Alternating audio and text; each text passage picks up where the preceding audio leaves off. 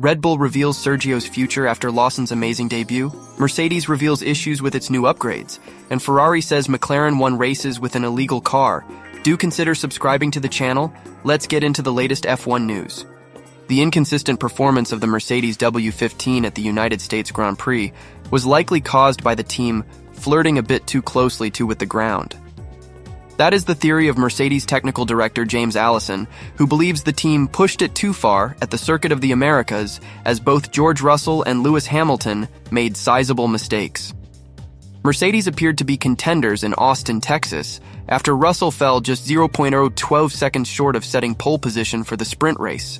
However, the team failed to hit those heights again for the remainder of the weekend, as Russell crashed in the closing moments of qualifying the following day after Hamilton could only manage 19th, his worst qualifying result since the 2017 Brazilian Grand Prix.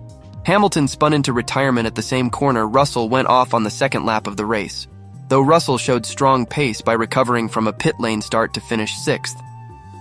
Appearing on Mercedes' post-race debrief show, Allison claimed Mercedes were likely too ambitious with setup in Austin, with the move to run the car too close to the ground, inducing some fairly unpleasant characteristics.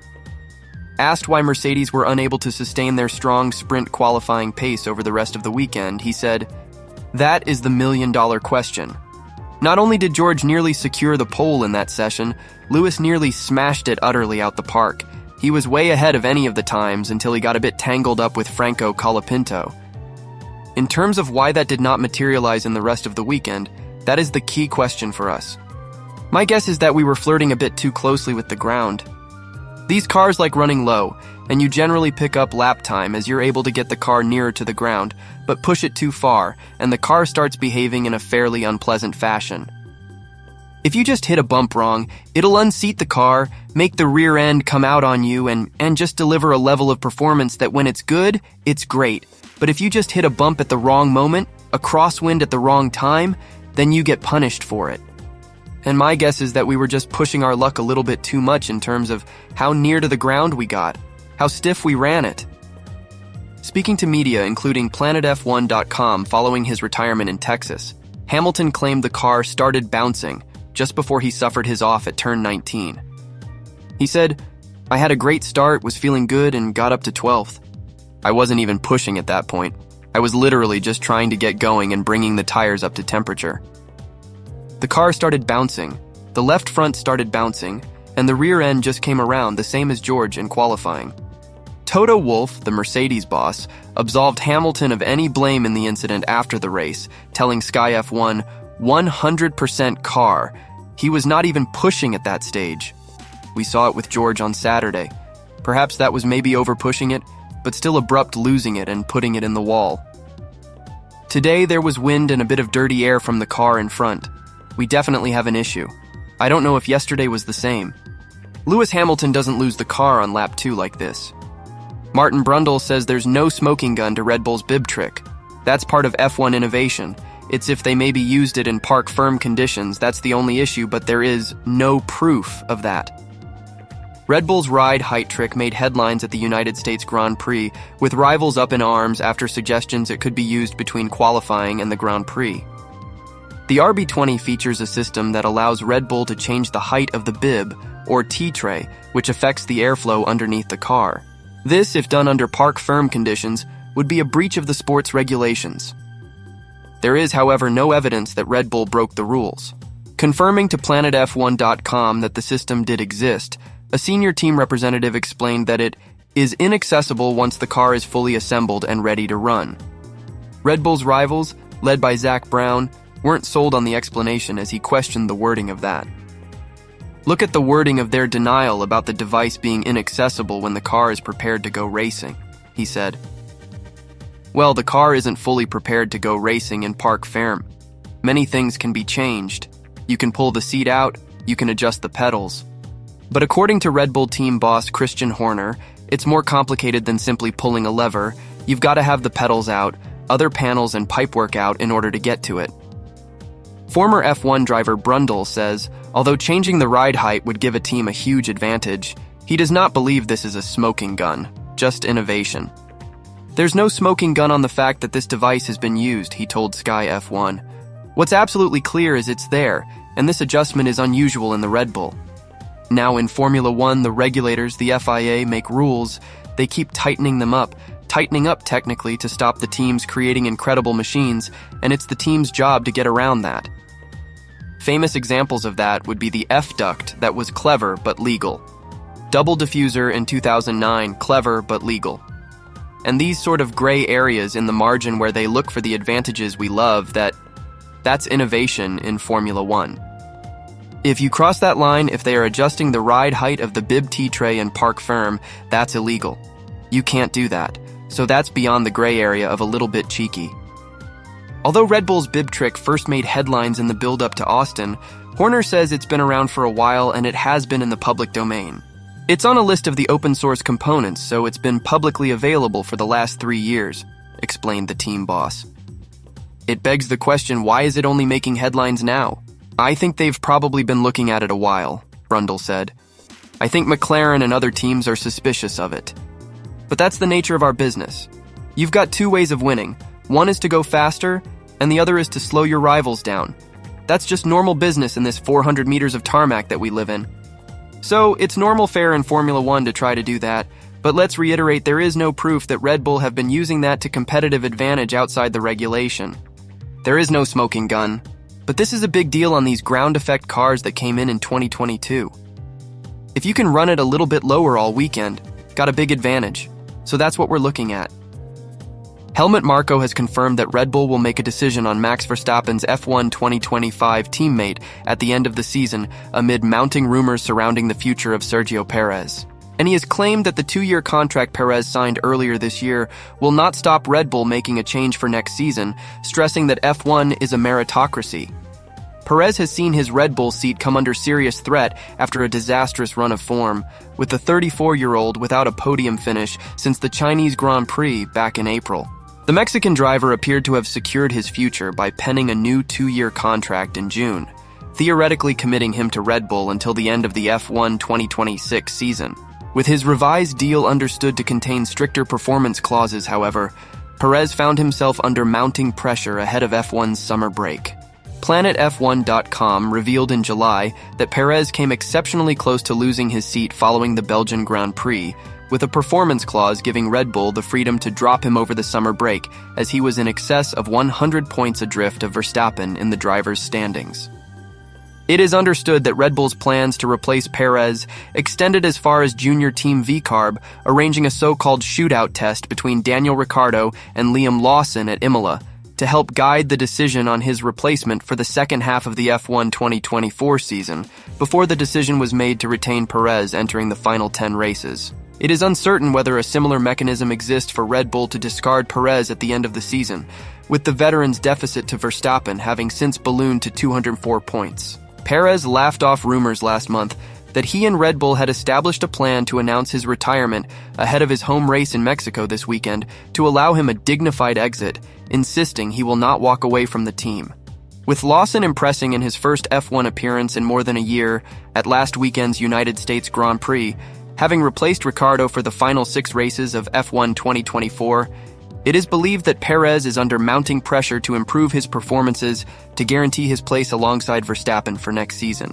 Marko, the long-serving Red Bull advisor, has confirmed that Red Bull will make a final decision on Perez's future at the end of the season, and he has warned that Perez's new deal will be no obstacle to the team making a change for F1 2025. He told German publication F1 Insider, "Perez may have a contract, but Formula One is a meritocracy. If the performance is not right, even contracts are useless. At the end of the season, we will sit down together and decide who is the best teammate for Verstappen at Red Bull." Marko's comments come after he played down the suggestions that Perez's retirement is imminent, telling Sky Germany at last weekend's United States Grand Prix, "It's a rumor." He himself says there is no truth in it. Let's see, but he has to improve his performance. The 81-year-old went on to praise Lawson's performance in Austin, Texas, after the 22-year-old recovered from a 60-place grid penalty to finish 9th, describing the New Zealander as definitely a man for the future. Ahead of Lawson's return to action at the United States GP, Red Bull team principal Christian Horner teased that the youngster could emerge as a serious alternative to Perez for F1 2025, admitting that the team desperately need answers and hinting at a much bigger picture behind the decision to replace Ricciardo after the Singapore GP.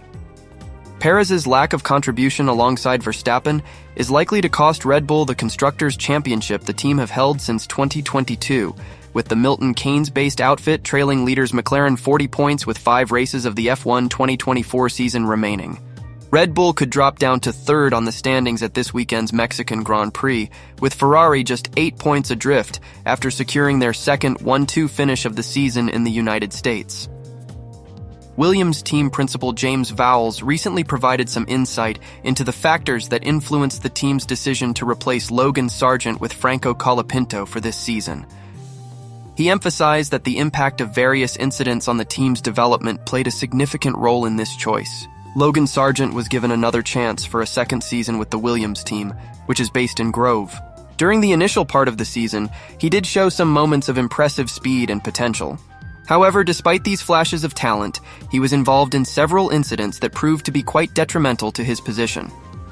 One of the most striking examples was his performance at Zandvoort, where a series of mistakes ultimately cost him his spot on the team. Since Franco Colapinto has taken over, he has made a strong impression, showcasing his abilities by scoring points at the United States Grand Prix held at the Circuit of the Americas. However, despite these successes, it is important to note that he currently does not have a confirmed race seat for the next year, since Carlos Sainz has already been announced to be joining Alex Albon within the team. In a recent episode of the James Allen on F1 podcast, Vowles elaborated on the financial aspects behind this driver switch, which he described as having a multi-million-dollar reasoning. He pointed out a trend in the sport where teams have been increasingly moving toward experienced drivers in recent years. This shift suggests a preference for seasoned competitors over newcomers to the racing scene. Within Williams, Logan Sargent represented more of a rookie driver, but that approach has shifted in 2025 with the new direction the team is taking.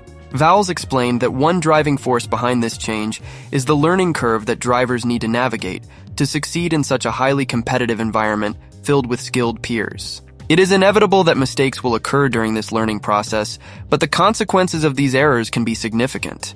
He remarked that some of the mistakes made this year resulted in costs that reached multi-million-dollar levels, which he described as straightforward facts. Such expenses have to be diverted towards simply replacing what was lost, rather than investing in future upgrades that would enhance the team's performance. This results in a limited budget available for development. Additionally, Vowles highlighted that there has been considerable investment within the team, indicating a commitment to moving forward even in light of these challenges. He shared that fostering future talent is ingrained in the culture of Williams. This includes not only hiring graduates early in their careers, but also investing in young drivers. He expressed that this dedication has been a core part of his mission for many years and remains so. Hence, when it became clear that it was time to move on from Sargent, the decision was made to bring in Franco Colapinto. This was done with the intention of continuing the investment in the Academy program, which Vowles believes has great potential for success, and he hopes that it will be recognized on a larger scale. Vowles also referenced a striking statistic he had come across last year regarding Max Verstappen, noting that he reportedly had no significant accidents or damage throughout the season. He pointed out that such consistency results in substantial financial savings that could then be reinvested into developments that rival teams might miss out on due to their drivers' mistakes. Ultimately, Vowles reiterated the importance of being both quick and efficient while striving to keep as much budget available for future investments as possible. Ferrari boss Fred Vasseur says, in his opinion, the rear wing used by McLaren in Azerbaijan was not legal. McLaren's rear wing Mini DRS came to light as camera footage, looking backward from Oscar Piastri's MCL38, showed the slot gap on the wing opening wider on the high-speed straights in Baku. Following an investigation into McLaren's rear wing flexibility after the Azerbaijan Grand Prix, which was won by Piastri as the McLaren driver held off Ferrari's Charles Leclerc following a thrilling battle, the FIA agreed with McLaren that the design of the low downforce wings needed to be tweaked. McLaren's wings passed all required FIA static load tests, but ultimately, the FIA deemed the wing's behavior unacceptable, and McLaren proactively agreed to adjust its low drag specification. The FIA has since issued clearer guidelines for all teams regarding acceptable rear wing designs, as other teams were also found to be experimenting with slot gap openings. Nicholas Tombazis, head of single-seater matters at the FIA, has revealed that several teams had to make adjustments for Austin, with McLaren being the only one to confirm changes to its entire rear wing range, albeit with a denial that this was as a result of a direct request from the governing body. McLaren proactively offered to make some minor adjustments to our rear wing following the Azerbaijan GP, a McLaren spokesperson told PlanetF1.com. We have made minor adjustments to all our rear wings since Baku to varying extents to ensure no further issues in this area. Tombazis, speaking to Motorsport.com in Austin, said, "We issued after Singapore some communication about rear wings, saying what we would consider acceptable or not acceptable, and 2 or 3 teams had to make some small tweaks to adjust to that. It's unconfirmed which other teams have had to make modifications, but Ferrari's Fred Vasseur confirmed the Scuderia was not one of those teams as he spoke to media, including PlanetF1.com, following his team's 1-2 in Austin.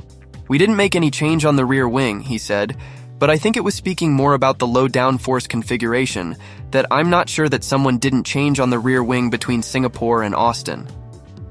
The Ferrari team boss also told Sky Italy over the US GP weekend, while speaking about the McLaren rear wing, that this is not, for me, legal. Continuing on from his statement in Singapore that the rear wing story, it's completely different because in the article of the regulations, you have also a maximum deflection, and this is black or white. It's no gray, no dark gray, no light gray, it's black and white, and for me it's clear.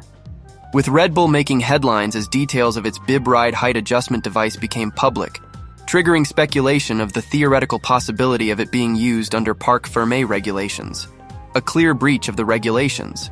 Vasseur also said he is trusting the governing body on the matter. The FIA dispatched scrutineers to the garages over the United States Grand Prix, taking a look at the bib adjustment devices of all 10 F1 cars. Red Bull very publicly demonstrated how its system worked in full view of Sky F1's cameras. For now, the FIA believes there's no more to the matter, and Vasseur said he will be taking the same stance. "The floor situation is in the hands of the FIA, but it's my job, and I have to trust the FIA on this," he said. "It's not from the Ferrari perspective. It's not up to me to decide if something is legal or not. But I'm not in the car, and my job is to be focused on what we are doing to try to do a better job next week than this weekend, to try to improve details, and for the legality of the other cars, I have to trust the FIA. I don't want to make any comment on rumors, and I don't know what has happened because I am not in the team, so I don't know if they've used it or not. But if they use it, it is clearly cheating. It is not a gray area. We've had tons of gray areas from the beginning of the season, but if this is the case, it wouldn't be a gray area at all. But we have to trust the FIA." Liam Lawson's strong return to Formula One at the United States Grand Prix puts pressure on Yuki Tsunoda, says Red Bull team boss Laurent Mekies.